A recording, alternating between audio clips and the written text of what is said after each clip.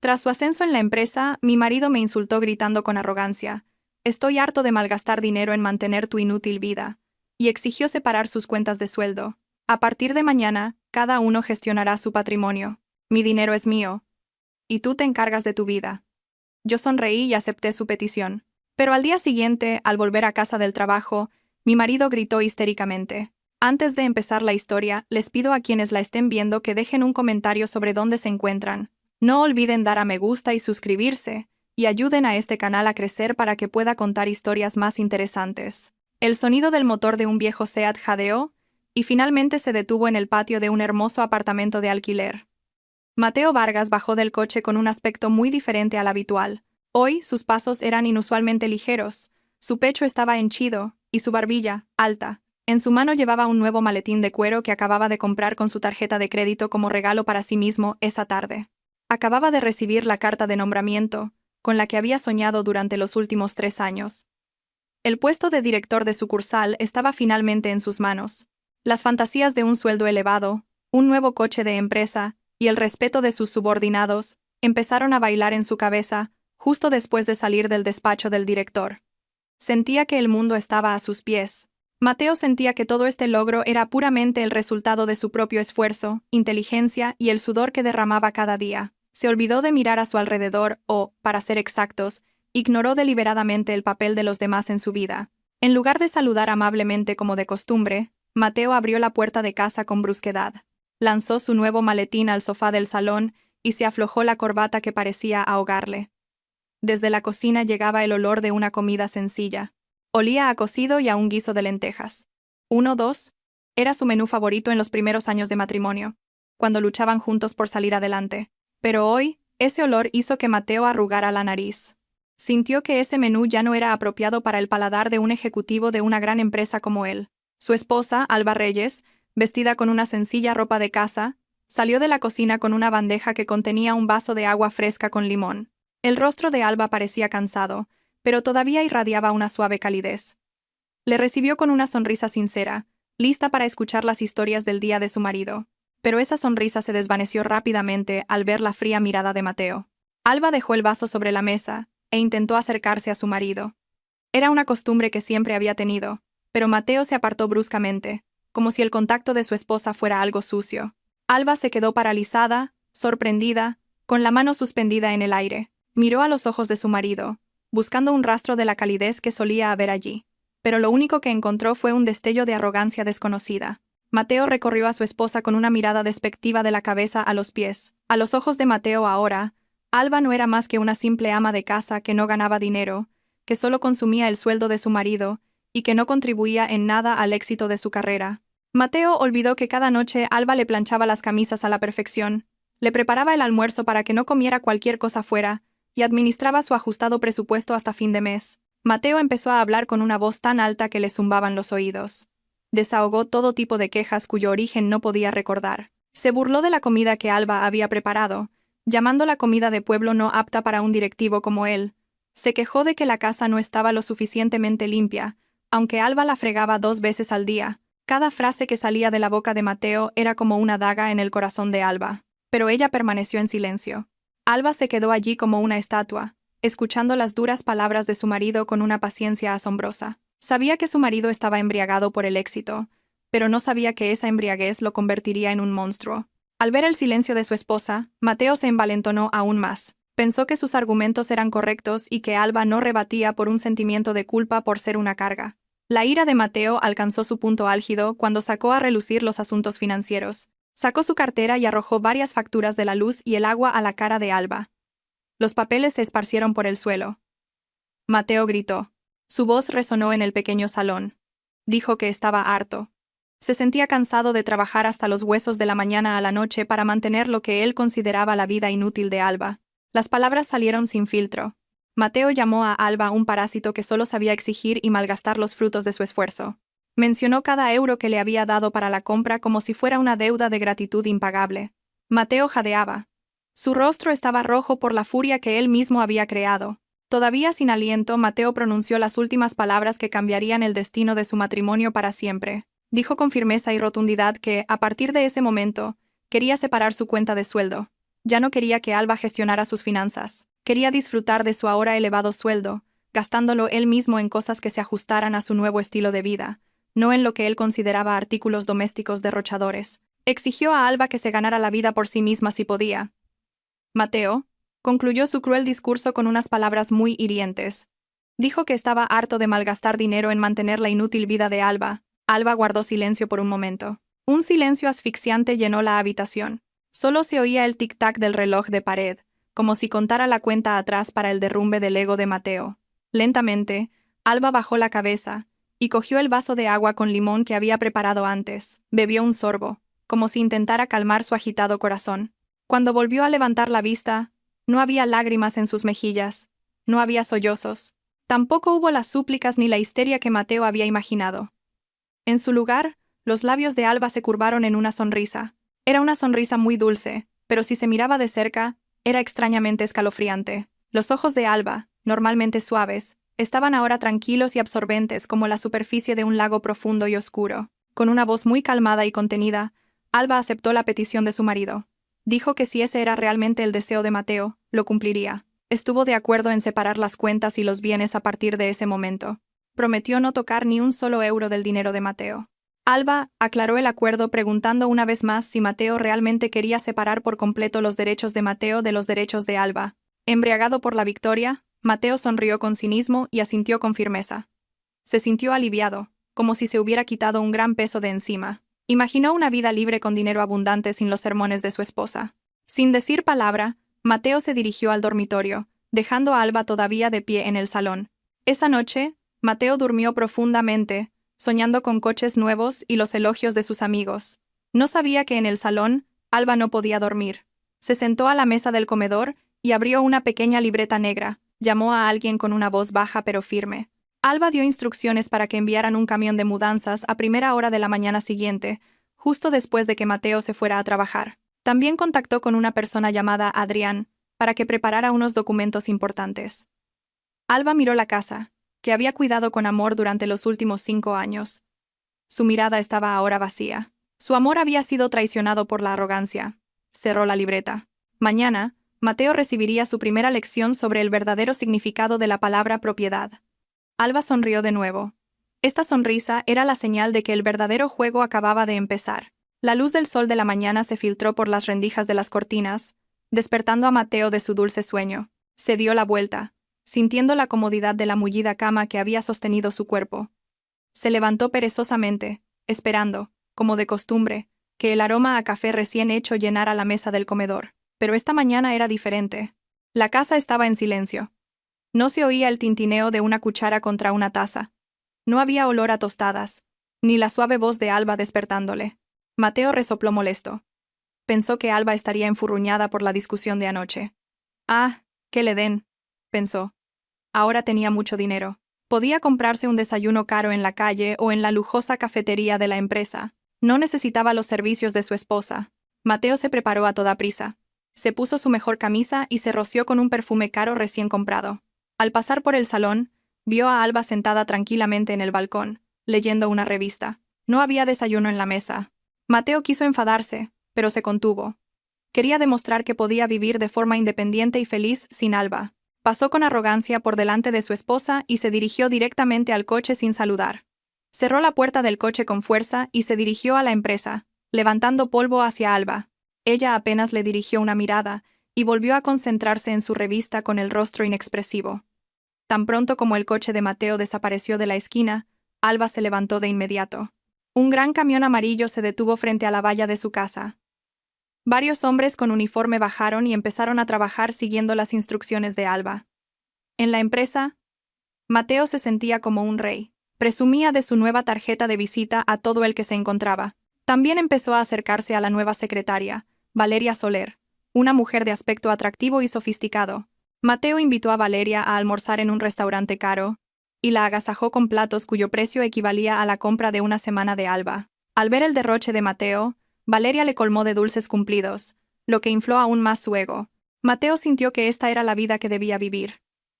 Una vida rodeado de mujeres hermosas, comida deliciosa y un dinero que parecía inagotable. Se olvidó de que la factura de la tarjeta de crédito llegaría el mes siguiente. Se olvidó de que su nuevo sueldo aún no había llegado, por lo que el saldo de su cuenta no era tan abultado como pensaba. Simplemente estaba tirando de sus viejos ahorros, que ya empezaban a agotarse. Al atardecer, Mateo regresó a casa de buen humor. Se imaginó relajándose en el mullido sofá mientras veía un partido de fútbol en el televisor de pantalla plana de 60 pulgadas del salón. Incluso pensó en restregarle a Alba el recibo del caro almuerzo, mostrándole que podía comer cosas deliciosas sin ella. Su coche entró en el patio de la casa. El ambiente en la casa era oscuro. A pesar de que empezaba a atardecer, la luz del porche no estaba encendida. Mateo refunfuñó para sus adentros, culpando a Alba por su pereza para encender las luces. Bajó del coche, y buscando a tientas las llaves en el bolsillo, se dirigió a la puerta principal. Cuando la puerta se abrió, Mateo sintió que algo iba mal. El eco de sus pasos resonó en las paredes de la casa. Buscó a tientas el interruptor y lo pulsó. La luz fluorescente llenó la habitación, y en ese mismo instante, Mateo gritó histéricamente. Sus ojos se abrieron como si fueran a salirse de sus órbitas. El maletín que llevaba en la mano cayó al suelo con un golpe sordo. El espectáculo que se extendía ante sus ojos era realmente increíble. El salón estaba vacío. Completamente vacío. El mullido sofá de cuero importado. La elegante mesa de cristal. La gruesa alfombra de pelo. La vitrina con cristalería. Los cuadros de las paredes. E incluso las lujosas cortinas de las ventanas. Todo había desaparecido. No quedaba nada, salvo una fina capa de polvo que marcaba el lugar donde antes habían estado esos objetos. Mateo, presa del pánico, corrió hacia el dormitorio principal.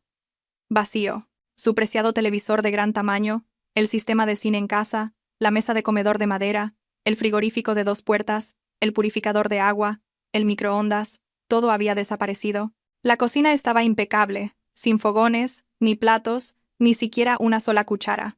Mateo parecía un loco. Corrió al dormitorio principal. La cómoda cama king size también había desaparecido.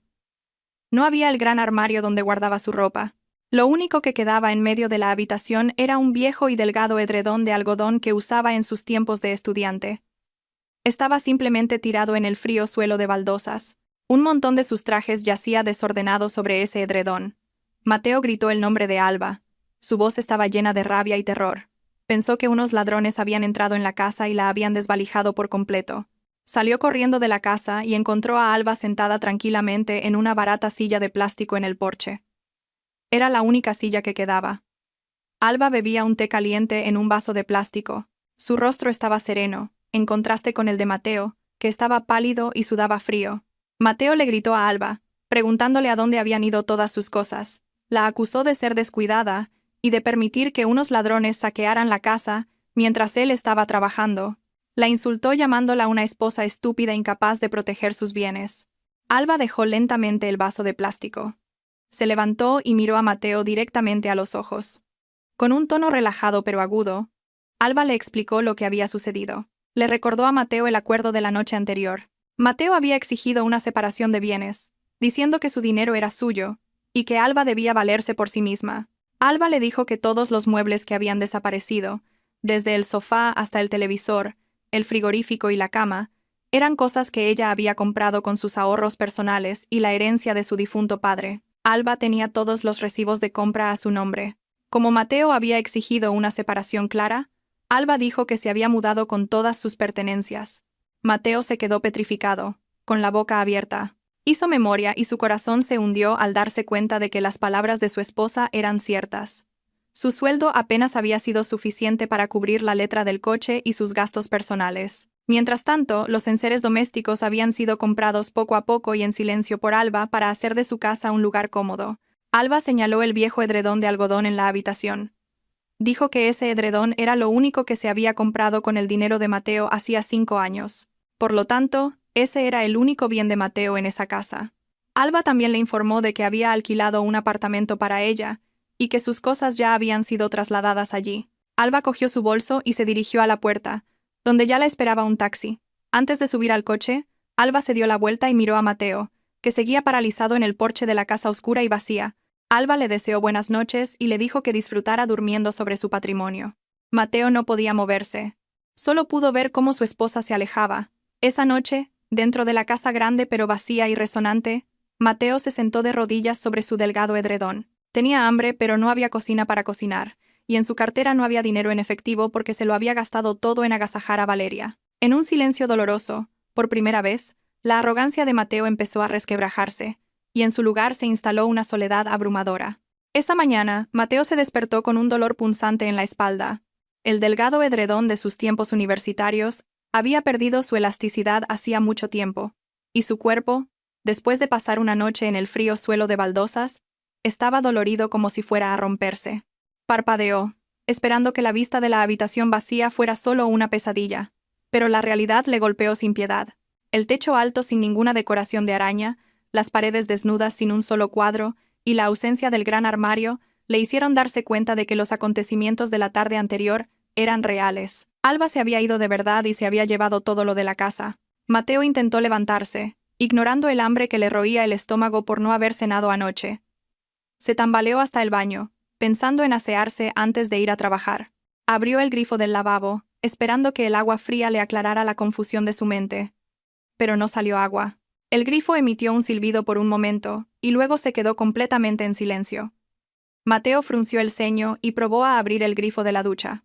El resultado fue el mismo. Pensó que quizás había un problema con las tuberías en el complejo de apartamentos. Molesto, pulsó el interruptor de la luz del baño. La habitación estaba un poco oscura. No había luz. La bombilla no se encendió. Mateo empezó a entrar en pánico. Salió corriendo de la habitación y corrió hacia el interruptor general del salón para intentar encender la luz del salón. Estaba oscuro.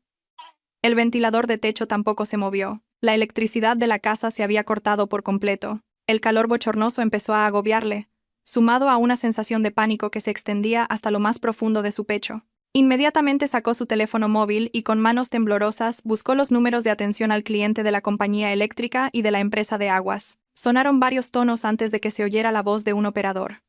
Mateo, con la voz aguda por la emoción, descargó su ira, preguntando por qué le habían cortado la luz de su casa sin previo aviso. Se presentó como un ejecutivo de una gran empresa, ocupado y sin tiempo para preocuparse por asuntos tan triviales. Pero la respuesta del operador al otro lado del teléfono dejó a Mateo sin palabras. El operador le explicó con calma que el suministro eléctrico había sido interrumpido debido a 3 meses consecutivos de facturas impagadas.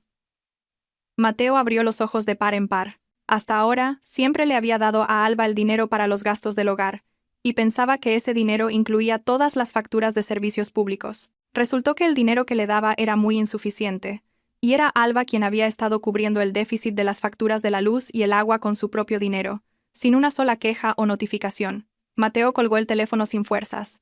A continuación, llamó a la compañía de aguas, y la respuesta fue la misma. La factura del agua también llevaba 3 meses sin pagarse. Para volver a tener luz y agua hoy mismo, tenía que pagar todas las facturas atrasadas, los recargos por demora y los gastos de reconexión. La suma no era pequeña. Mateo comprobó el saldo de su cuenta bancaria móvil. Tragó saliva al ver el número que aparecía en la pantalla. Ayer acababa de comprar un caro maletín de cuero y de invitar a Valeria a un almuerzo de lujo, por lo que su dinero se había agotado. Su nuevo y elevado sueldo no llegaría hasta finales de este mes.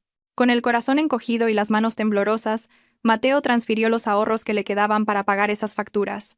Tenía que ducharse y plancharse la ropa para ir a trabajar. No podía ir a la empresa con un aspecto maloliente y arrugado. Antes de que Mateo pudiera suspirar de alivio tras pagar las facturas, se oyeron unos fuertes golpes en la puerta principal. Mateo se acercó tambaleándose y abrió la puerta. Allí estaba un hombre de mediana edad, bajo y robusto, con una expresión sombría. Era el señor Morales, el propietario del apartamento de alquiler donde vivían. Mateo sonrió torpemente e intentó saludar al señor Morales con amabilidad forzada. Pero el señor Morales no le devolvió la sonrisa. Le exigió de inmediato el pago del saldo del alquiler anual, que vencía ese mismo día. Mateo frunció el ceño. Recordaba claramente haber apartado siempre el dinero para pagar el alquiler. Dijo la cantidad que normalmente le daba a Alba para que se la entregara al señor Morales. Al oír la cantidad que Mateo mencionó, el señor Morales se rió con cinismo. Sacó una vieja libreta del bolsillo y se la mostró a Mateo. Resultó que el alquiler en esta zona de lujo era el doble de la cantidad que Mateo había dicho. Durante los últimos 5 años, Mateo solo había estado pagando la mitad del alquiler real. El resto, por supuesto, lo completaba Alba en silencio. Alba siempre le había dicho a Mateo que era buena negociando el alquiler, pero la verdad era que Alba estaba subvencionando sus gastos de vivienda, para que Mateo pudiera vivir en una buena casa sin sentirse agobiado. El señor Morales le dio un ultimátum. O pagaba la totalidad hoy, o hacía las maletas y se iba de inmediato. Añadió que ya había otros inquilinos haciendo cola. El mundo de Mateo pareció derrumbarse. El dinero que le quedaba en la cuenta ya se había agotado pagando las facturas de la luz y el agua. No tenía otra opción. Su orgullo no le permitía ser echado como un mendigo. Mateo acabó llamando a un colega de la empresa y pidiéndole dinero prestado con la excusa de que se había olvidado la cartera. Mintió para ocultar su vergüenza. Después de pagarle al señor Morales, Mateo se desplomó en el suelo del salón vacío. No había reloj de pared, pero sabía que ya llegaba tarde a la empresa. Su estómago rugió con fuerza. Fue a la cocina con la esperanza de que quedara algo de comida. No había nada. Ni arroz, ni fideos instantáneos, ni siquiera un grano de sal. Alba se lo había llevado todo. De verdad, Mateo acabó yendo a trabajar con el estómago vacío, calmando el hambre con el agua del grifo que acababa de empezar a salir de nuevo. En el coche, golpeó el volante con frustración. Se dio cuenta de que la vida que había tachado de inútil, en realidad, se sustentaba enteramente con las subvenciones de su esposa. Mateo entró en el vestíbulo de la oficina con la poca confianza que le quedaba. Intentó ocultar su rostro cansado y su estómago hambriento tras una sonrisa forzada que dedicó al personal de recepción. La espalda de su chaqueta estaba un poco arrugada, porque la había planchado a toda prisa en el suelo sobre una manta esa mañana. Pero pensó que la gente no se daría cuenta. En esta empresa, él era el nuevo director de sucursal, la estrella en ascenso. Mateo trató de alejar la sombra de la casa vacía y las facturas asfixiantes. Decidió demostrar que estaba bien. No, que estaba mejor sin Alba. Quería mostrarle al mundo que era un hombre de éxito e independiente. A la hora del almuerzo, Mateo vio a Valeria ordenando su escritorio. Valeria hoy estaba deslumbrante con un elegante atuendo de oficina, muy en contraste con el aspecto sencillo y pulcro de Alba. Mateo se acercó al escritorio de Valeria, adoptando la actitud más encantadora que pudo. Con una voz que intentó hacer lo más suave posible, le propuso a Valeria almorzar en un restaurante de alta cocina no muy lejos de la oficina. Ese restaurante era donde Mateo y Alba solían celebrar momentos especiales. Mateo lo eligió en parte para presumir, y en parte para demostrarse a sí mismo que todavía podía permitirse lujos. Valeria, que siempre había sido aficionada al estilo de vida de la clase alta, aceptó la propuesta con entusiasmo. Sus ojos brillaban como si hubiera visto una mina de oro andante. Llegaron al restaurante. El camarero le saludó cortésmente, llamándole por su nombre, ya que Mateo era un cliente habitual. Mateo se sintió orgulloso. Miró de reojo a Valeria, que parecía impresionada por el servicio VIP que recibieron. Se sentaron en una mesa junto a la ventana con una hermosa vista de la ciudad. Valeria no dudó en pedir los platos más caros del menú. Un filete importado de primera calidad, un aperitivo de marisco y un zumo de frutas tropicales que costaba lo mismo que lo que Mateo gastaría en 3 días comiendo en un bar de tapas.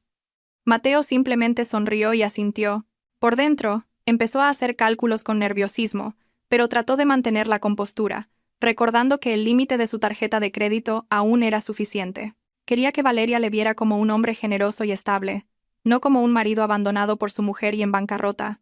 Durante todo el almuerzo, Mateo no dejó de fanfarronear sobre los grandes proyectos que iba a dirigir y sus planes de vacaciones en el extranjero a final de año. Valeria le escuchaba con ojos de adoración, alabando de vez en cuando la inteligencia y el éxito de Mateo. Esos cumplidos eran como agua fresca en medio del desierto para el herido ego de Mateo. Se sintió como un verdadero hombre delante de Valeria.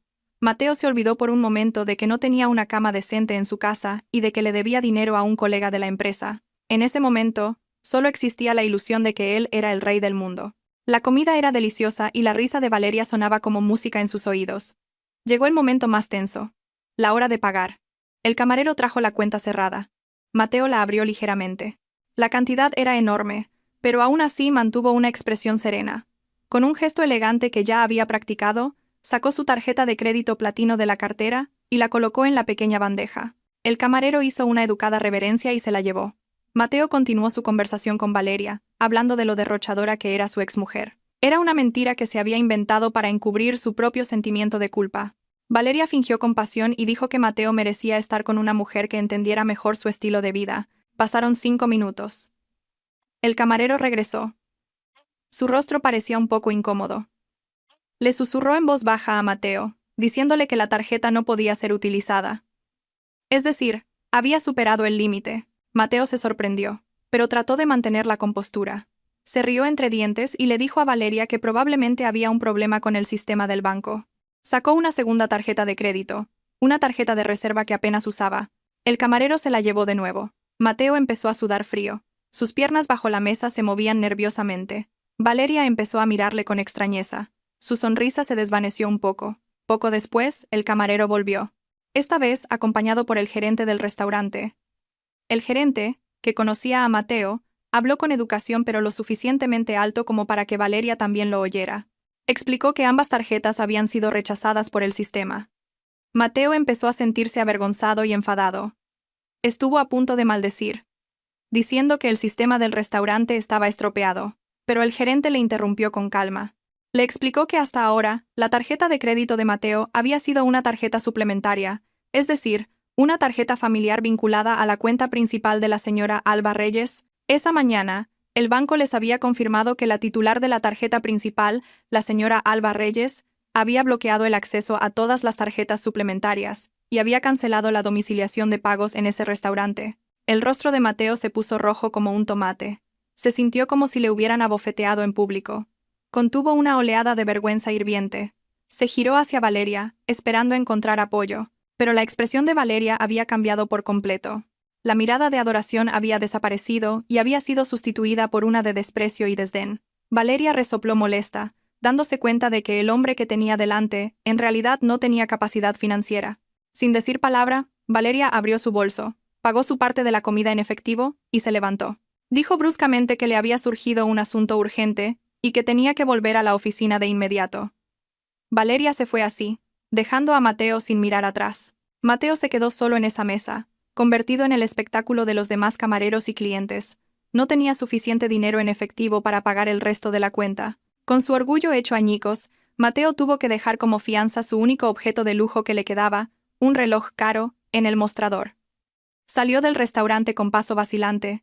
La luz del día de esa jornada era inusualmente fuerte y le quemaba la piel, pero su corazón se sentía helado. Acababa de darse cuenta de que el lujo del que había disfrutado hasta ahora, desde la tarjeta de crédito hasta el trato VIP en el restaurante, eran todas comodidades proporcionadas por Alba. Sin Alba era alguien que no podía ni pagar su propio almuerzo.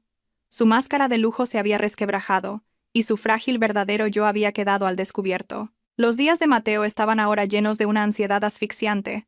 El lujoso apartamento de alquiler, que antes se sentía cálido y confortable, se había convertido ahora en una cueva vacía, fría y desolada. Al no haber muebles, el más mínimo sonido rebotaba en las paredes, creando un eco de soledad que le partía el alma. Tras el humillante incidente en el restaurante, Mateo, al volver a casa, solo pudo cenar pan de molde sin mermelada. Se sentó con las piernas cruzadas en el duro suelo del salón, lamentando su suerte mientras miraba la pantalla vacía de su teléfono móvil. No había ningún mensaje de Valeria. Realmente había desaparecido después de saber que la tarjeta de crédito de Mateo había sido rechazada. La vergüenza y la ira se mezclaban en el pecho de Mateo, pero todavía intentaba negar la realidad de que su vida se dirigía a la ruina. Se consoló a sí mismo pensando que esto era solo un revés temporal, y se prometió que cuando le llegara el primer sueldo como director de sucursal, compraría todos los muebles nuevos y callaría la boca a todo el mundo. Al día siguiente por la tarde, cuando Mateo acababa de salir del trabajo con el cuerpo agotado y la mente confusa, un taxi se detuvo justo delante de la valla de su casa. Mateo miró por la ventana. Su corazón latió con fuerza. Vio a una anciana de cuerpo robusto bajar del taxi con 2 maletas grandes y una caja atada con una cuerda de rafia. Era su madre, la señora Vargas, que venía de lejos, del pueblo. Mateo se golpeó la frente con fuerza.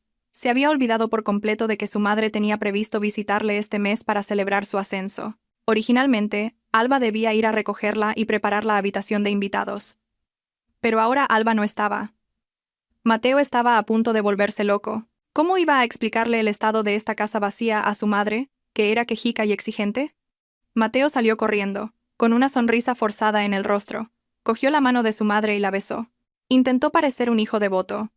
La señora Vargas empezó a acribillarle a preguntas. Le preguntó por qué nadie había ido a recogerla a la estación, por qué no conseguía contactar con el teléfono de Mateo y por qué la casa estaba tan silenciosa. Mateo se excusó diciendo que había estado ocupado en reuniones y que la batería de su móvil se había agotado. Pagó el taxi de su madre con el último dinero en efectivo que le quedaba en la cartera y llevó su equipaje dentro de la casa. En el momento en que la señora Vargas entró en el salón, sus pasos se detuvieron de repente.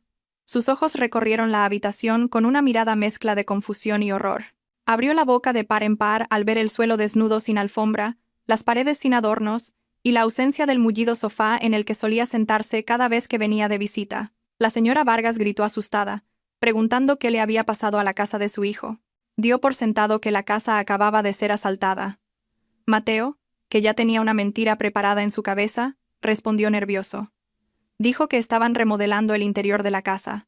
Mintió diciendo que él y Alba querían cambiar el ambiente por un estilo minimalista moderno, por lo que habían vendido todos los muebles viejos y estaban esperando muebles nuevos importados del extranjero. La señora Vargas tenía una expresión escéptica, pero como quería mucho a su hijo, intentó creer esa razón.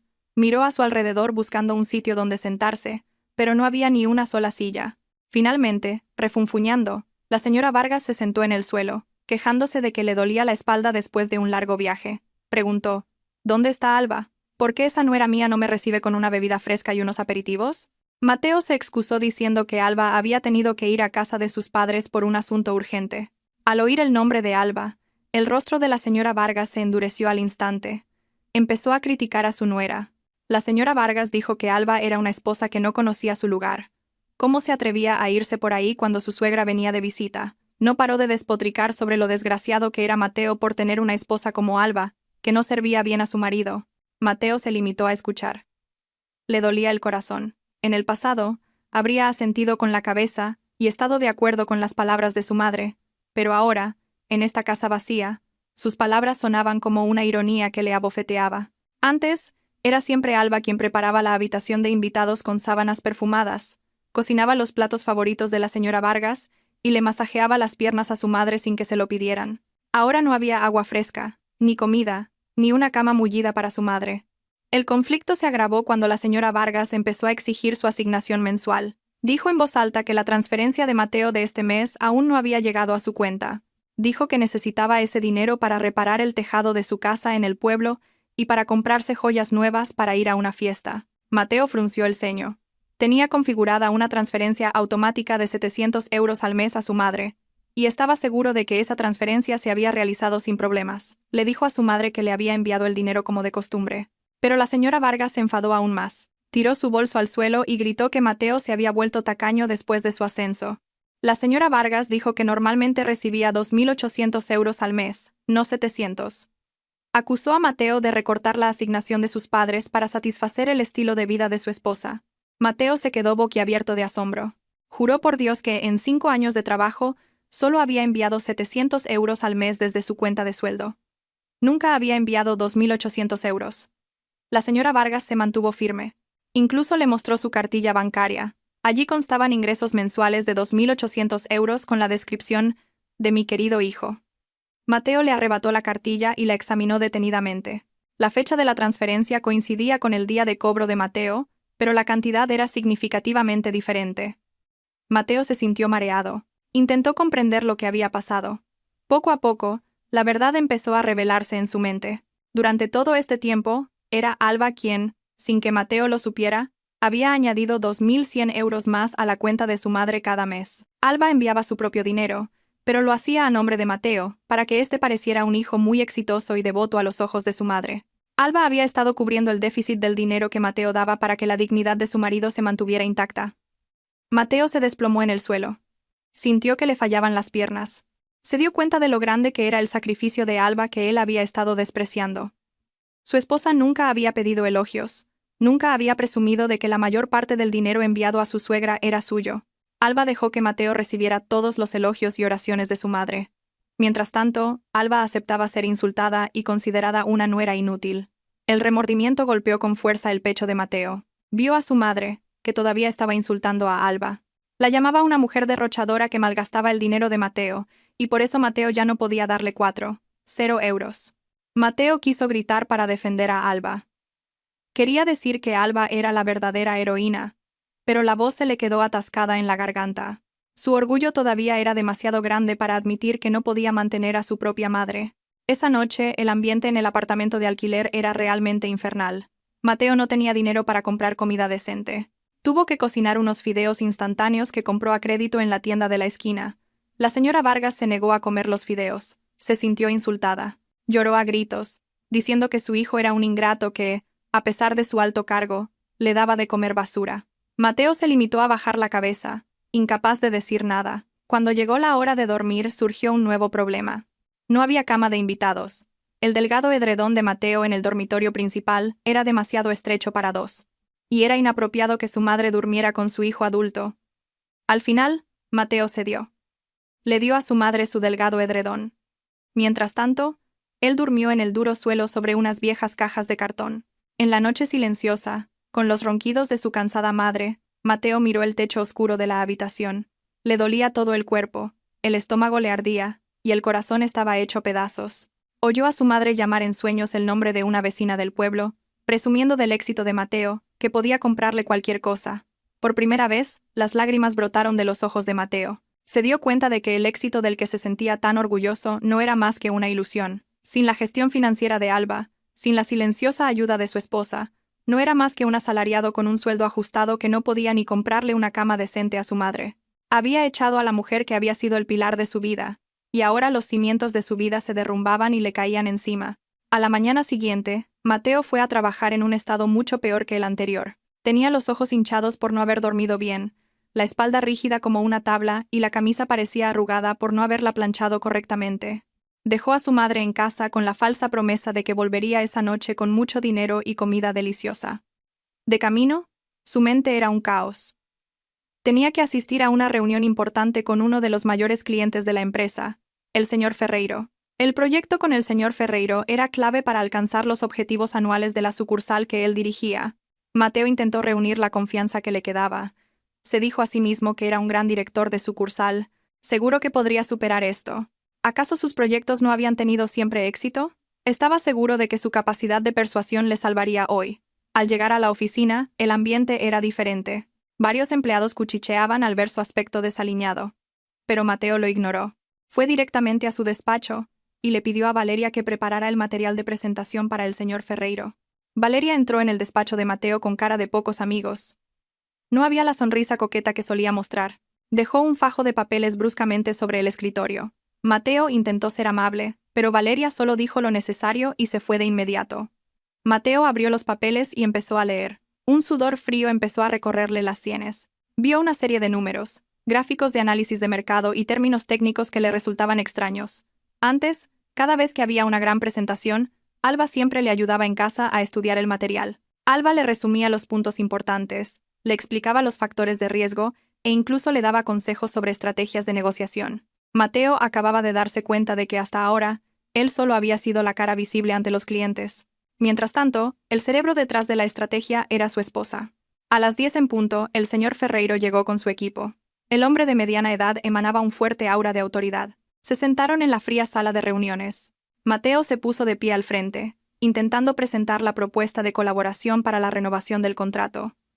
Habló con su estilo de orador persuasivo, con palabras dulces y promesas de grandes beneficios. Pero cuando empezó el turno de preguntas y respuestas, la máscara de Mateo empezó a resquebrajarse. El señor Ferreiro hizo preguntas específicas sobre la mitigación de los riesgos de la volatilidad del mercado y el impacto de las nuevas regulaciones en su cadena de suministro. Mateo se quedó en silencio. No sabía la respuesta. Intentó responder dando rodeos con frases vacías y normativas. El señor Ferreiro frunció el ceño, insatisfecho con las respuestas superficiales. A continuación, preguntó por el análisis del tercer trimestre, que solía adjuntarse a las propuestas de Mateo. El señor Ferreiro dijo que se había mantenido como cliente fiel por la agudeza de las predicciones y las excelentes soluciones de ese análisis. Mateo estaba confuso. Nunca había hecho conscientemente un análisis de ese tipo. Recordó que Alba solía meterle unos papeles adicionales en el maletín antes de las reuniones importantes, diciendo: «Son unas pequeñas notas para que las leas, Mateo». Resultó que esas pequeñas notas habían sido la clave del éxito de Mateo todo este tiempo. Sin las notas de Alba, la propuesta de Mateo no era más que un aburrido y sin valor añadido fajo de papeles estándar. Mateo balbuceó, diciendo que su equipo se había olvidado de adjuntarlo. El señor Ferreiro miró a Mateo con agudeza, una mirada que parecía desnudar la incompetencia de Mateo. El anciano cerró con fuerza la carpeta de la propuesta que tenía delante, sobresaltando a todos en la sala de reuniones. Dijo con voz grave que estaba muy decepcionado. El señor Ferreiro reveló un hecho que heló la sangre de Mateo. Dijo que conocía al padre de Alba. Conocía la formación académica de Alba, que se había graduado con matrícula de honor en Administración de Empresas. Durante todo este tiempo, el señor Ferreiro había estado dispuesto a colaborar con Mateo, no porque Mateo fuera excepcional, sino porque veía la mano fría de Alba en cada estrategia que Mateo proponía. El señor Ferreiro sabía que detrás de la presentación de Mateo estaba la mente brillante de Alba. Respetaba a Mateo como marido de Alba. Pero el señor Ferreiro continuó. Dijo que había oído noticias de que Mateo había tratado mal a Alba e incluso la había echado. El señor Ferreiro dijo que era un hombre de negocios que se regía firmemente por la ética y la confianza. Si Mateo podía traicionar a la persona que más le apoyaba en casa, ¿cómo podía el señor Ferreiro confiar en que Mateo no traicionaría a sus socios comerciales? Esas palabras atravesaron el corazón de Mateo. El señor Ferreiro se levantó, se arregló la chaqueta y declaró que cancelaba todos los planes de renovación de contrato. Dijo que retiraría sus inversiones y se iría con la competencia. El señor Ferreiro abandonó la sala de reuniones con su equipo sin siquiera estrechar la mano de Mateo. Mateo se quedó paralizado frente a la pantalla del proyector todavía encendida. Mientras tanto, sus empleados le miraban con ojos acusadores. Sin tiempo para que Mateo asimilara su fracaso, sonó el interfono de la sala de reuniones. La voz de la secretaria del director general de la empresa le llamó para que viera inmediatamente al presidente, el señor Castillo. Mateo se dirigió al despacho del presidente con paso pesado, como un condenado a muerte que se dirige al patíbulo. Dentro del despacho, el señor Castillo le esperaba con el rostro rojo de ira. Resultó que el señor Ferreiro ya había llamado al señor Castillo para informarle del motivo de la cancelación del contrato. El señor Castillo reprendió a Mateo con ferocidad. Le llamó incompetente, descuidado, y le dijo que había causado a la empresa pérdidas de millones de euros al perder a un cliente importante. El señor Castillo le arrojó a Mateo un expediente con el informe mensual de resultados. El señor Castillo reveló otro hecho aún más doloroso. Le mostró que el gráfico de rendimiento de Mateo era en realidad mediocre, e incluso mostraba una tendencia a la baja en los aspectos técnicos. La única razón por la que Mateo había sido ascendido era por las valoraciones positivas de grandes clientes como el señor Ferreiro, que estaban satisfechos con el enfoque de Mateo. Ahora se había demostrado que esa satisfacción no provenía de Mateo, sino del consultor en la sombra que estaba detrás de él.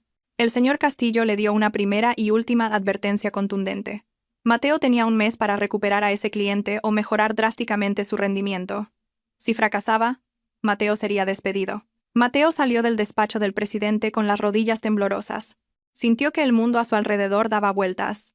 Volvió a su escritorio y vio la creciente pila de trabajo. Intentó hacerlo, pero su mente estaba en blanco. No entendía cómo elaborar estrategias complejas sin consultar a Alba. Pensó en llamar a Alba, en convencerla de que le ayudara una vez más por el bien de su carrera, pero el número de Alba ya no estaba operativo. Mateo miró hacia el escritorio de Valeria, esperando encontrar algo de consuelo, pero vio a Valeria hablando por teléfono con alguien en voz baja y riendo. Cuando sus miradas se cruzaron, Valeria apartó rápidamente la vista. Mateo no lo sabía. Valeria estaba hablando con la competencia. Estaba filtrando información sobre el fracaso de Mateo en retener a un gran cliente. Valeria se estaba preparando para saltar del barco que se hundía de Mateo, preparando un bote salvavidas para ella. Esa tarde, Mateo se sentó solo en su cubículo cuando las luces de la oficina empezaron a apagarse. Se dio cuenta de que sin Alba, no era nada. Su carrera, construida sobre la arrogancia, ahora se derrumbaba y empezaba a caerle sobre la cabeza. La presión de la vida apretaba cada vez más el cuello de Mateo. La voz de su madre, quejándose constantemente en la casa vacía y resonante, era como un terror mental interminable. La señora Vargas comparaba sin cesar su situación actual con la cómoda vida que llevaba antes en el pueblo. Exigía que le comprara una cama nueva, un televisor nuevo y comida decente, como si Mateo tuviera un árbol del dinero en el patio trasero. Cada vez que Mateo intentaba explicarle que tenía dificultades económicas, su madre estallaba en cólera, acusándole de ocultar dinero para una nueva esposa u otra mujer. La verdad es que, lejos de tener otra mujer, Mateo tenía que estrujarse el cerebro para poder pagarse su propia comida. Su primer sueldo como director de sucursal aún no había llegado, y el saldo del dinero que le había prestado un colega de la empresa se estaba agotando. En esa desesperación, una idea astuta empezó a crecer en la mente de Mateo. Una idea alimentada por los susurros de su madre, que se sentía agraviada. Con una lógica simple impulsada por la codicia, la señora Vargas le sugirió a Mateo que presentara una demanda de divorcio contra Alba y exigiera la división de bienes. Según la señora Vargas, durante los 5 años de matrimonio, Todos los bienes que había en esa casa, incluidos los lujosos muebles que Alba se había llevado, eran bienes gananciales. No importaba quién los hubiera comprado. En un matrimonio, eran de ambos. La señora Vargas convenció a Mateo de que tenía derecho a la mitad del valor de esos bienes. Eso incluía los muchos ahorros de Alba, de los que solo había oído rumores. Ciego. Mateo aceptó la idea de inmediato. Sintió que esta era una salida instantánea a su pobreza. Imaginó que si podía conseguir la mitad de los bienes de Alba, podría pagar sus deudas, comprar muebles nuevos para su madre y volver a vivir lujosamente sin pensar. Y con el último dinero que le quedaba, Mateo contrató a un abogado barato que vio en un anuncio en la calle para que se encargara de la demanda de divorcio y la reclamación de bienes. Llegó el día de la mediación. Mateo se puso su mejor traje, que ahora parecía un poco gastado porque tenía que lavarlo a mano. Intentó parecer seguro de sí mismo, hinchando el pecho al entrar en el edificio del juzgado de familia. En su mente, ya había construido una narrativa en la que él era el marido maltratado, un hombre abandonado por su esposa, que se había fugado con todo lo de la casa. Ignorando las miradas compasivas de la gente a su alrededor, se sentó en la sala de espera con una postura arrogante y las piernas cruzadas. Poco después, llegó Alba. La aparición de Alba dejó a Mateo sin aliento. Se veía mucho más radiante que cuando estaba con él. Alba llevaba un traje elegante pero sencillo. Su rostro estaba luminoso y sereno. No estaba sola. A su lado caminaba un hombre de complexión robusta, con un rostro firme pero educado. Era el amigo de la infancia de Alba, y ahora un famoso abogado de la capital, Adrián Torres. La presencia de Adrián intimidó un poco a Mateo, pero su codicia volvió a encender su espíritu de lucha. Dentro de la sala de mediación, el ambiente era tenso y frío. Mateo, a través de su abogado torpe y mal preparado, transmitió apasionadamente sus exigencias. Exigió la división de bienes, que incluía el valor de todos los enseres domésticos que Alba se había llevado, la mitad del saldo de la cuenta de ahorros de Alba, y la propiedad del coche que Mateo usaba para trabajar. Mateo argumentó que, como cabeza de familia, había contribuido a la acumulación de esos bienes, aunque técnicamente los hubiera comprado Alba. Mateo incluso afirmó descaradamente que la fianza del lujoso apartamento de alquiler donde vivían debía calcularse como un bien ganancial que Alba debía compensarle, ya que ella simplemente se había ido. Se sentía en ventaja y estaba seguro de que el juez mediador se pondría de su parte. Alba escuchó todas esas exigencias con una expresión impasible. Se sentó en silencio con las manos juntas sobre las rodillas.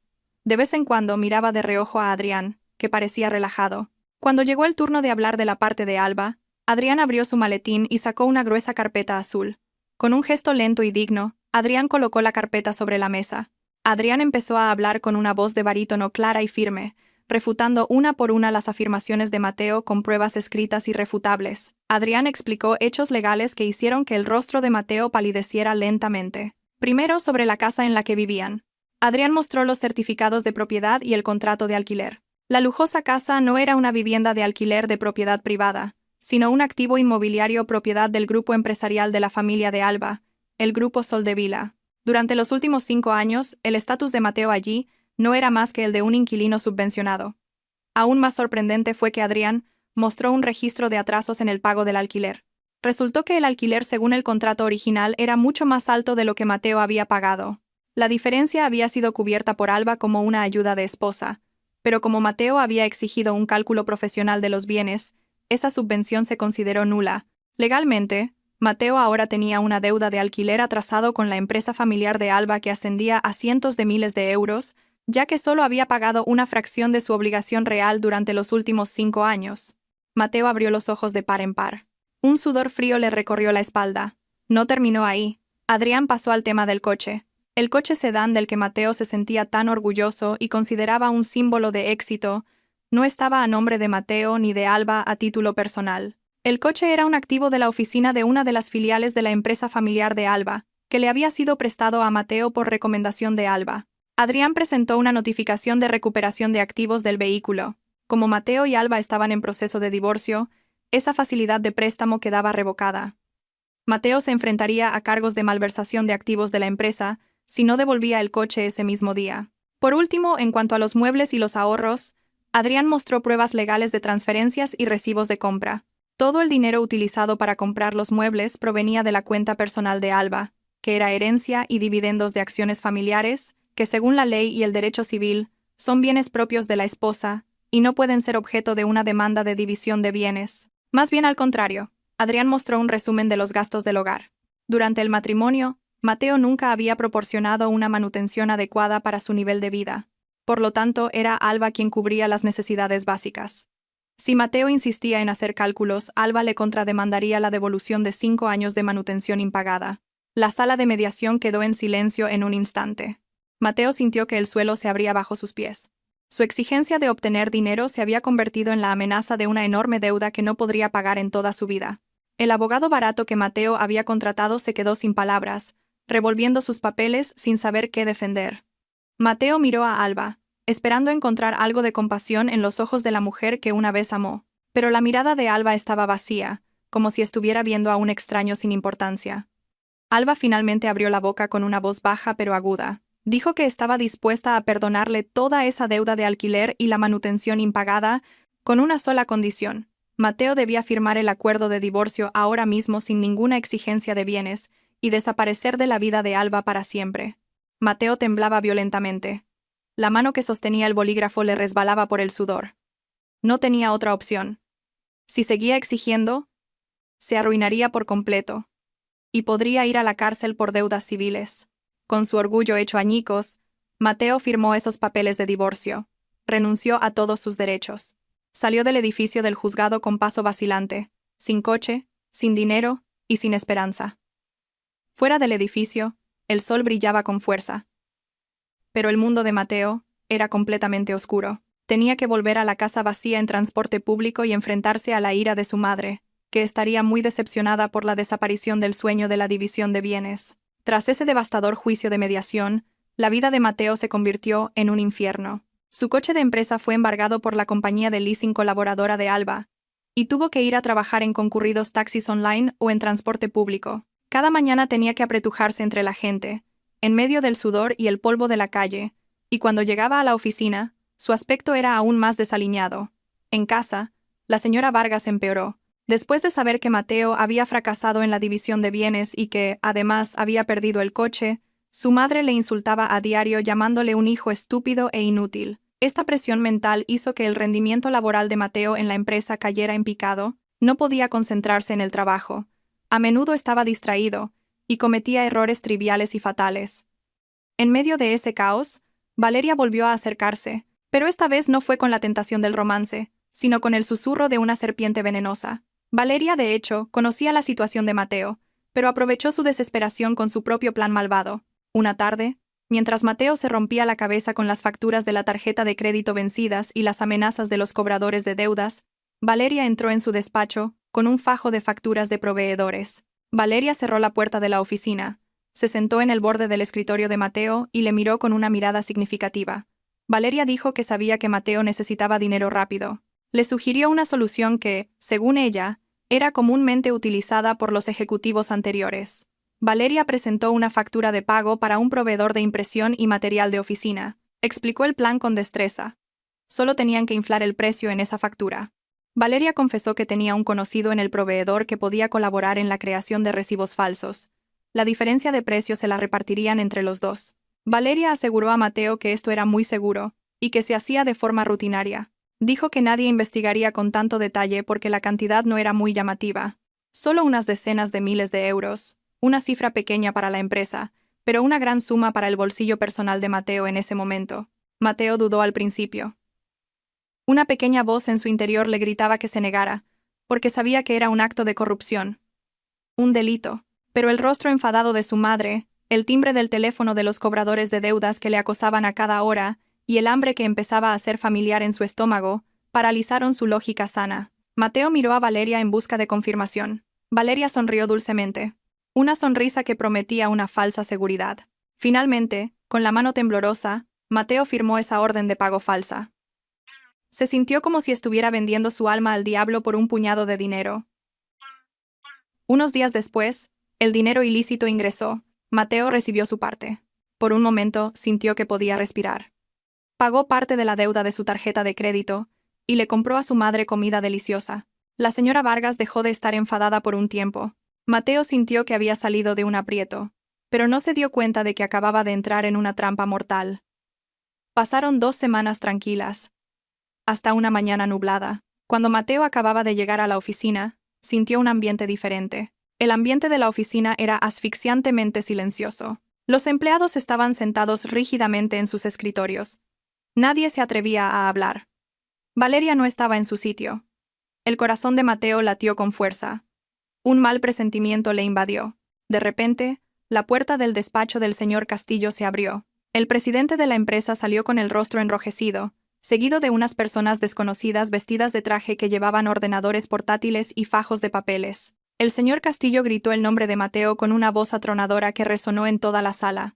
Le ordenó que entrara inmediatamente en la sala de reuniones principal. Mateo caminó con paso pesado, como si llevara zapatos de plomo. Cuando entró en la sala de reuniones, vio que Valeria ya estaba allí sentada, llorando con la cabeza profundamente inclinada. Al final de la mesa estaba sentado un equipo de auditores externos, contratados especialmente por la sede central para realizar una auditoría de emergencia, tras recibir una denuncia de fraude financiero. Mateo miró al jefe del equipo de auditoría, que estaba sentado de espaldas en una silla giratoria. Cuando la silla giró lentamente, el mundo de Mateo pareció detenerse. La persona que ocupaba el puesto de jefe del equipo de auditoría era Alba. Sí, Alba, su exmujer divorciada, la mujer que él había considerado inútil. Alba apareció ahora con una autoridad increíblemente intimidante. Llevaba un blazer negro formal. Sus ojos miraron a Mateo con agudeza, sin un ápice de vacilación. Resultó que, tras el divorcio, Alba había vuelto al mundo profesional, y gracias a su excelente reputación anterior, había sido contratada de inmediato por una prestigiosa firma de auditoría, y su primer cliente fue la empresa donde trabajaba Mateo. No era una coincidencia. Era el karma funcionando con precisión. Alba no sonrió. No hubo un saludo amistoso. Era una profesional pura preparando una ejecución. Alba abrió el expediente que tenía delante. Con una voz tranquila y analítica, explicó las conclusiones de su equipo. Presentó las pruebas de la malversación de fondos que Mateo había cometido, desde la manipulación del presupuesto de gastos de viaje falsos, hasta las pruebas de la reciente inflación de precios en la adquisición de bienes que Mateo había cometido con Valeria. Los datos que Alba presentó eran muy detallados, completos con rastros digitales, registros de aprobación y el flujo de fondos que entraba en la cuenta personal de Mateo. No había el más mínimo resquicio para que Mateo lo negara. Alba expuso todo con frialdad, como si estuviera diseccionando un cadáver en descomposición. El señor Castillo golpeó la mesa con fuerza, sobresaltando a Mateo. Exigió una explicación. Mateo, nervioso, intentó negarlo, intentó echarle la culpa al sistema o a otros empleados. Pero justo entonces, Valeria levantó la cara con lágrimas de cocodrilo. Valeria gritó, culpando a Mateo. Valeria afirmó que Mateo la había obligado a cometer esa manipulación. Valeria dijo que, como subordinada, no tenía fuerzas para negarse a las órdenes de su jefe, y que Mateo la había amenazado con despedirla si no seguía su voluntad. Valeria tergiversó los hechos con astucia, convirtiéndose en una víctima y presentando a Mateo como el cerebro de todo. Mateo se quedó boquiabierto, incrédulo. La mujer que creía su aliada le había apuñalado directamente en el corazón. Alba observó el drama con una mirada impasible. Luego sacó una prueba decisiva, una grabación de las cámaras de seguridad de la oficina de Mateo del momento en que Valeria entró y discutieron, y pruebas de chat en las que Mateo aceptaba activamente la distribución de los fondos de la corrupción. Esa prueba silenció las mentiras de Valeria y, al mismo tiempo, confirmó que la tapa del ataúd de la carrera de Mateo estaba bien cerrada. El señor Castillo, ya harto, despidió a Mateo en el acto con deshonor. También declaró que la empresa llevaría el caso a los tribunales si Mateo no devolvía todo el dinero malversado en 24 horas. También se añadió una multa por las pérdidas de la empresa. Mateo se deslizó de su silla y cayó de rodillas al suelo. Suplicó perdón al señor Castillo. Incluso se acercó a Alba, llamando a su exmujer con una voz quebrada y llena de arrepentimiento, con la esperanza de que quedara algo de amor que pudiera salvarle. «Alba, por favor, ayúdame». Estaba loco, gimió. Pero Alba se levantó, recogió sus papeles y miró a Mateo desde arriba. «Estoy aquí como auditora independiente, señor Vargas. No como su esposa. El tiempo de la compasión terminó cuando usted firmó los papeles del divorcio». Alba se dio la vuelta y salió de la habitación con los miembros de su equipo, dejando a Mateo completamente destrozado y llorando en el frío suelo de la sala de reuniones. Mateo salió del lujoso edificio de oficinas con paso vacilante, como si llevara el peso del mundo sobre sus hombros. En su mano solo había una pequeña caja de cartón con sus efectos personales, una grapadora, una foto suya y una taza de café agrietada. El guardia de seguridad, que normalmente era educado con él, ahora le miraba con sospecha, asegurándose de que Mateo no se llevara ningún activo de la empresa. La fuerte luz del mediodía le quemaba la piel, pero Mateo sentía un frío que le calaba hasta los huesos. Lo había perdido todo en un instante. El cargo, el orgullo y el futuro de su carrera habían sido destrozados por la mano de la mujer a la que una vez llamó inútil. El señor Castillo le había dado un ultimátum contundente. Si no devolvía el dinero de la empresa en 24 horas, se pudriría en la cárcel. Esa amenaza resonaba terriblemente en sus oídos, ahogando el ruidoso claxon de la calle. En un pánico extremo, Mateo hizo lo único que se le ocurrió para evitar la cárcel. Vendió todas sus posesiones restantes. Su reloj caro fue vendido a un comerciante de segunda mano por una miseria porque necesitaba dinero rápido. Su ordenador portátil personal, su último smartphone, e incluso los zapatos de cuero de marca que llevaba puestos, fueron vendidos en un mercado de electrónica de segunda mano. Incluso canceló el pequeño saldo de su plan de pensiones. Apenas consiguió reunir el dinero para cubrir las pérdidas principales de la empresa y evitar así cargos penales. Aunque eso significara que ahora estaba realmente en la indigencia. No le quedaba ni un céntimo para pagar el alquiler del apartamento. Y mucho menos para comprar la cena. Mateo regresó al apartamento vacío con el rostro desaliñado y los ojos enrojecidos. Allí le esperaba la señora Vargas con una expresión feroz. La noticia del despido de Mateo se había extendido rápidamente, llegando a oídos de los vecinos, que cuchichearon hasta que finalmente llegó a oídos de su madre. La señora Vargas recibió a Mateo con una explosión de ira inmediata. No le preguntó a su hijo cómo se sentía. No le dio un abrazo de consuelo. Lo que salió de su boca fueron solo insultos sobre lo vergonzoso que era tener un hijo despedido por corrupción y que no había logrado hacerse rico. La señora Vargas se sintió engañada. Sus sueños de vivir cómodamente en su vejez se habían hecho añicos. Para la señora Vargas, un hijo sin dinero era una inversión fallida. Sin perder tiempo, la señora Vargas arrastró sus grandes maletas al salón. Declaró que volvería al pueblo ese mismo día. No tenía intención de vivir pasando penurias con Mateo en la ciudad. No podía soportar la humillación de ser el chismorreo de los vecinos del apartamento. Mateo se postró a los pies de su madre, suplicándole que se quedara y le ayudara a superar este difícil momento. Mateo dijo que todavía podía levantarse, que encontraría otro trabajo, pero la señora Vargas apartó bruscamente la mano de su hijo. Dijo con frialdad que solo volvería cuando Mateo volviera a tener éxito. La señora Vargas se fue de esa casa en un mototaxi, dejando a Mateo llorando solo en el frío suelo sin muebles. Fue el golpe definitivo que destrozó lo que quedaba de su espíritu. Al día siguiente, la pesadilla de Mateo continuó. El propietario vino y le echó a la fuerza cuando Mateo no pudo pagar el alquiler del mes siguiente. Mateo vagó por las calles con una bolsa de ropa a la espalda. Buscó trabajo por todas partes. Envió cientos de correos electrónicos de solicitud a empresas, desde grandes corporaciones hasta pequeñas startups, pero su reputación ya estaba arruinada. Su nombre estaba en la lista negra de la Asociación de Recursos Humanos del sector como un empleado que había cometido fraude. Ninguna empresa quiso aceptarle. Ni siquiera recibió una oferta de entrevista. La puerta de su carrera profesional estaba firmemente cerrada por sus propios errores. Desesperado, Mateo rebajó sus expectativas. Intentó ser repartidor o conductor sustituto, pero acababa de darse cuenta de que no tenía vehículo para conducir. El coche de empresa había sido embargado y no tenía moto.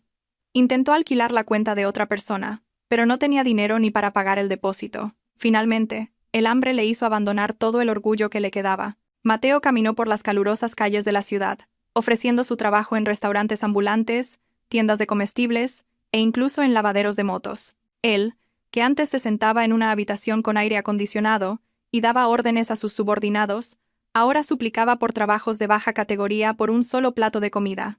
La mayoría de la gente le rechazaba por su aspecto desaliñado y sus ojos que parecían inestables por la depresión. El destino le llevó de nuevo a ese lujoso restaurante donde solía cenar con Alba y donde fue humillado delante de Valeria. Mateo entró por la puerta trasera y se encontró con el jefe de cocina. Le suplicó que le diera cualquier trabajo. El jefe de cocina le miró con una mezcla de compasión y asco, y luego señaló una pila de platos sucios amontonados en un rincón de la habitación maloliente y húmeda. Mateo fue contratado como lavaplatos por día con el salario mínimo. Esa noche, el exdirector de sucursal, Mateo, que había sido tan arrogante, estaba de pie frente a un gran fregadero grasiento lleno de restos de comida de otras personas. Sus suaves manos, que antes sostenían bolígrafos caros, estaban ahora sumergidas en agua jabonosa áspera, volviéndose ásperas y arrugadas. El olor a pescado de los restos de comida se impregnó en su ropa, le picó la nariz y le dio ganas de vomitar. Pero lo soportó porque necesitaba el dinero para sobrevivir. Mientras frotaba la mugre de una olla grande, los ojos de Mateo se fijaron en un pequeño televisor colgado en un rincón de la cocina para el entretenimiento de los cocineros. En la pantalla del televisor se emitían las noticias de negocios nacionales. El corazón de Mateo pareció detenerse. En esa pantalla aparecía el rostro de Alba. Su exmujer se veía muy elegante y digna mientras era entrevistada como una de las empresarias más influyentes del año. Alba hablaba de la importancia de la integridad, el trabajo duro y la gestión honesta. Debajo de la pantalla, junto al nombre de Alba, figuraba su nuevo cargo, propietaria de una emergente firma de auditoría y consultoría de negocios. Mateo miró esa pantalla con los ojos llorosos, sus manos todavía agarrando una sucia esponja grasienta. La diferencia en sus destinos era como el cielo y la tierra. En el punto más bajo de su vida, entre el olor a basura de la cocina y el sonido de los platos sucios, Mateo finalmente admitió la dolorosa verdad. Alba era el diamante que él había tirado a la cuneta, y él no era más que un guijarro que se había considerado precioso. El arrepentimiento llegó demasiado tarde, muy tarde, y le oprimió el pecho asfixiantemente en medio del vapor caliente de la cocina del restaurante. Pasaron 2 años desde esa noche en la cocina del restaurante. La rueda de la vida siguió girando, pero para Mateo, esa rueda parecía haberse detenido en el fondo. Su rostro parecía ahora 10 años mayor que su edad real. Su piel estaba quemada por el sol, su pelo desaliñado y canoso, y su cuerpo, demacrado. Mateo trabajaba ahora como aparcacoches ilegal en el lujoso distrito de negocios del centro de la ciudad. Cada día tenía que gritar para ordenar los vehículos, inhalar los gases de escape, y pelearse por el territorio con los matones del barrio por unas pocas monedas. Dormía bajo el alero de una tienda o, si tenía suerte, en un puesto de vigilancia. Su mente se había vuelto insensible. Su orgullo había sido enterrado hacía mucho tiempo junto con su glorioso pasado. Esta noche llovía a cántaros, lavando la ciudad sin piedad. Las gotas de lluvia, empujadas por el fuerte viento, parecían agujas que le picaban la piel. Mateo, vestido solo con un fino chubasquero de plástico naranja roto por todas partes, estaba de pie temblando frente al vestíbulo de un lujoso centro de convenciones. Dentro se celebraba un gran evento, la gran inauguración de la nueva sucursal de una empresa multinacional. Coches de lujo llegaban uno tras otro, dejando a invitados perfumados y elegantemente vestidos. La tarea de Mateo era sostener un paraguas desde la puerta del coche hasta el vestíbulo para que los invitados no se mojaran su cara ropa. Con la esperanza de recibir unos cuantos billetes por la compasión de los ricos, un reluciente sedán negro se detuvo justo delante del vestíbulo. Era el coche más lujoso que había llegado esa noche. Mateo se acercó rápidamente con un gran paraguas un poco roto en la mano. Abrió rápidamente la puerta del asiento trasero e hizo una profunda y respetuosa reverencia, como un sirviente. Un par de piernas largas con elegantes tacones altos pisaron el asfalto. Mateo le cubrió inmediatamente con el paraguas, intentando proteger a la mujer que bajaba del coche para que la lluvia no le salpicara. La mujer se irguió y se arregló su hermoso vestido. Un suave y familiar olor a perfume caro llegó a la nariz de Mateo, despertando recuerdos de un pasado enterrado. Mateo levantó ligeramente la cabeza para ver quién era esta honorable invitada. Justo en ese momento, un rayo iluminó el cielo, iluminando los rostros de ambos. Los ojos de Mateo se abrieron de par en par. Su corazón parecía querer salirse de su pecho. La mujer que tenía delante era Alba, pero esta no era la versión de Alba ama de casa sencilla, de la que se había divorciado. Tampoco era la fría auditora Alba.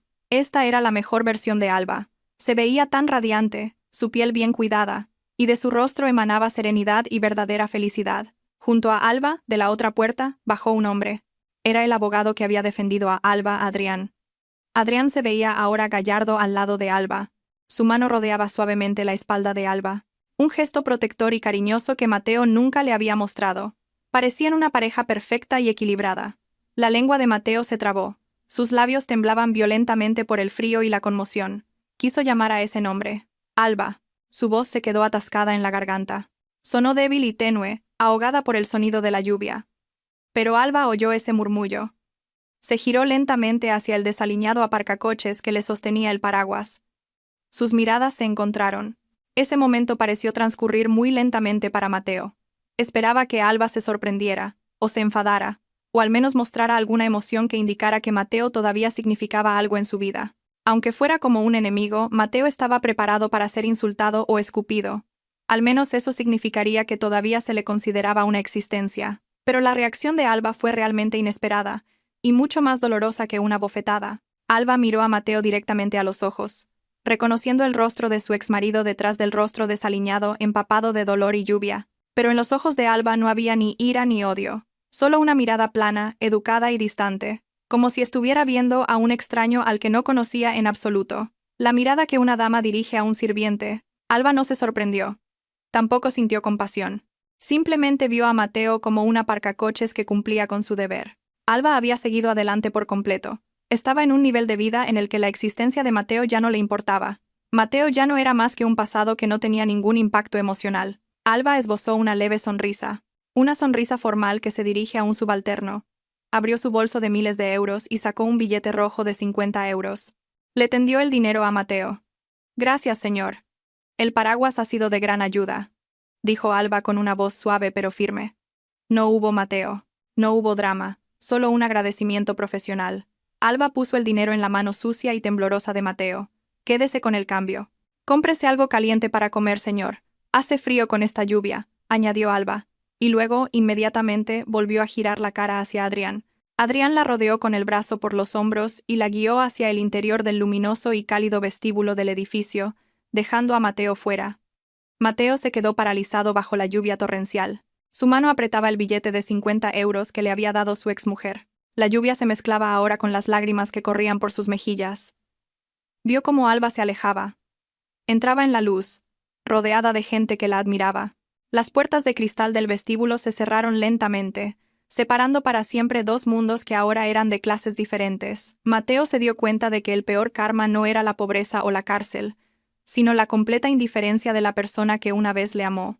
Para Alba, Mateo ya era una persona muerta. Mateo se quedó mirando fijamente el edificio, arrugando el dinero en su mano, dándose cuenta de que este billete era lo único que le quedaba de la mujer a la que una vez había dedicado toda su vida. Bajo la lluvia cada vez más intensa, Mateo finalmente se derrumbó, llorando en un arrepentimiento eterno, convirtiéndose en un espectador invisible del éxito de la mujer a la que una vez había despreciado.